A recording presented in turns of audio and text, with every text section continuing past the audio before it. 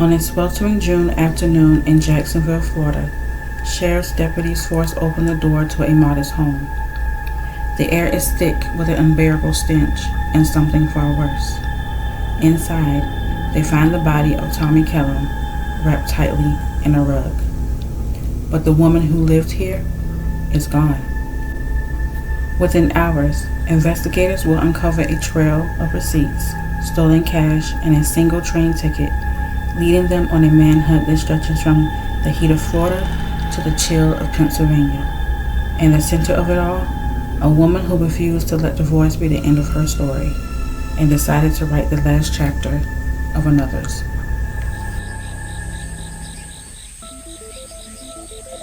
Lake City, where sidewalks crack from the heat, the air smells faintly of pine and gasoline, and everyone waves even if they don't like you.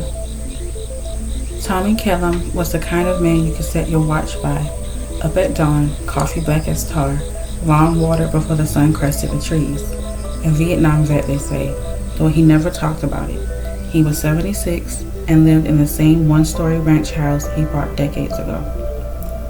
Then came Brenda Watson, nearly 30 years his junior, full of life. At first glance, charming, sharp, she laughed with her whole body, but those who knew her long enough said her smiles didn't always reach her eyes. They met in 2003, married fast, too fast, friends said. The age gap didn't help. Neither did the fact that Brenda liked nice things, and Tommy was careful with money. By 2009, the marriage had collapsed.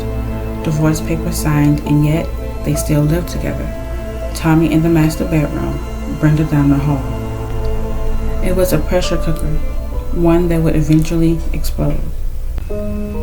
People noticed the fights, not screaming matches. No, this was subtler. Doors slammed, car tires peeled out at odd hours. Neighbors swore they'd heard Brenda mutter threats under her breath as she brought in the groceries. One day, a neighbor overheard her say, "He thinks he can treat me like this. I'm not leaving until I've gotten what I deserve."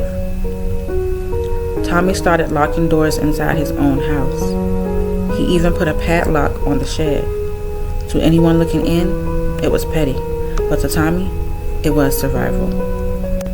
And Brenda, she began keeping notes, dates, slights, real or imagined, no one knew, but she was keeping score. June 23rd, 2009, a Tuesday, humid enough that the air clung to your skin. Tommy woke early, as always, and like he'd done before, he went to the breaker box and cut the power to the part of the house that Brenda occupied. That was the moment, that flick of a switch, that tiny, petty act lit the fuse.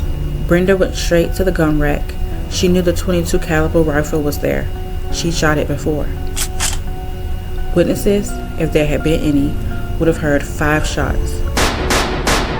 4 in rapid succession, the 5th after a pause, as if to make certain. When it was over, Tommy Kellum lay still.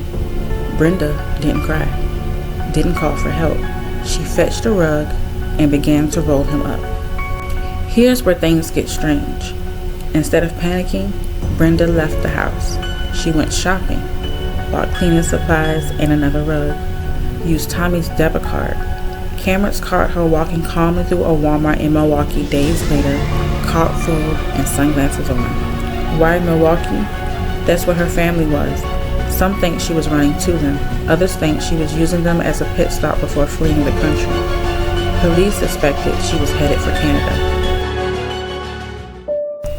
Meanwhile, back in Lake City, Tommy's absence was noticed.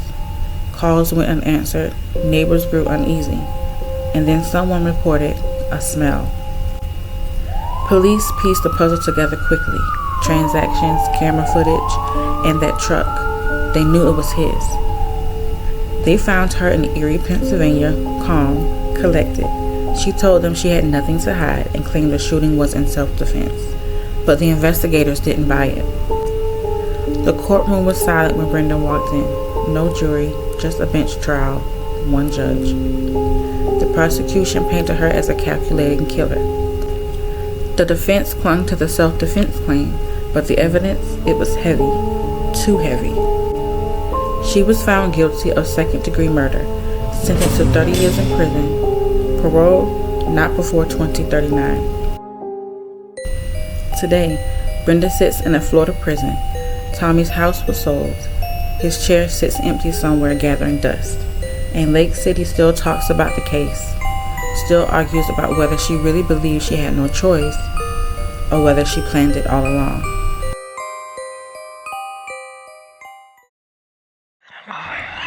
This is distHERbia, because the scariest stories, they're always about her.